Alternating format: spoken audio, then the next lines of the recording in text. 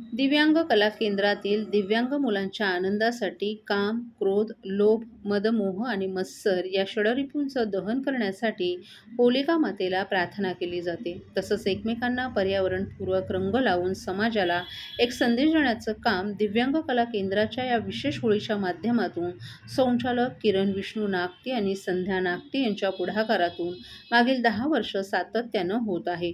यंदाही दिव्यांग कला केंद्राच्या विशेष मुलांच्या या विशेष होळी आणि रंगपंचमीचं आयोजन करण्यात आलं होतं.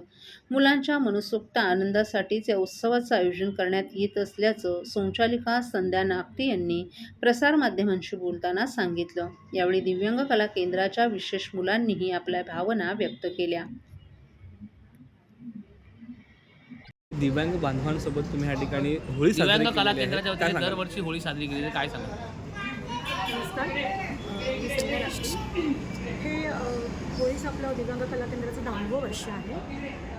मुलांसाठी आपण खरं तर ही होळी आयोजित केलेली आहे. या मुलांनाही होळीचा आनंद घेता यावा, रंगपंचमीचा आनंद घेता यावा म्हणून खरं तर आपण ही होळी साजरी करतो मुलांसाठी. आणि मुलांचा आनंद तुम्ही बघताय, प्रत्येकजण उत्साही आहे, आनंदी आहे. मला खूप मजा येते रंग उडवायला, रंग स्वतःला लावायला, दुसऱ्यांना लावायला.